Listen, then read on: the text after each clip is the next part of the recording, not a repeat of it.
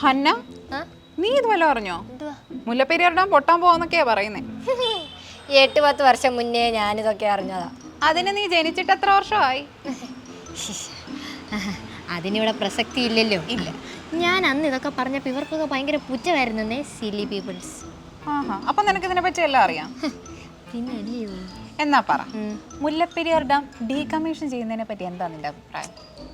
അതുണ്ടല്ലോ, അവന്മാരുണ്ടല്ലോ, യവന്മാര് കുറെ അവന്മാര് വന്നിട്ട് ഇതിനെക്കുറിച്ച് വല്ലതും പറഞ്ഞിട്ട് വല്ല കാര്യമുണ്ടോ? ഒരു കാര്യമില്ല. ഈജിപ്തുകാരാണല്ലോ മുല്ലപ്പെരിയാർ ഉണ്ടാക്കിയതെന്നാണല്ലോ പറയപ്പെടുന്നത്. ഇത് പിരമിഡാണോ? പറഞ്ഞു തീർക്കട്ടെ. പക്ഷെ ഈജിപ്തുകാരാണോ ഉണ്ടാക്കിയേ? ആണോ? അല്ല. അല്ല? ആ, പിന്നെ ആരാ ഉണ്ടാക്കിയേ? ആരാ? തുർക്കിക്കാര്.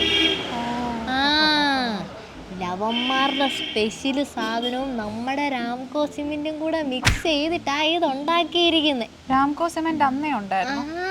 ഉണ്ടായിരുന്നല്ലോ. എന്റെ ഇല്ലാത്ത ബുദ്ധിയിൽ ഒരു ഐഡിയ തോന്നുന്നുണ്ട്. പിന്നെ ഒട്ടാതെ വന്നപ്പം കുറച്ച് മൈദാമാവും ചോറും കൂടി തേച്ചാണ് ഉണ്ടാക്കിയത്.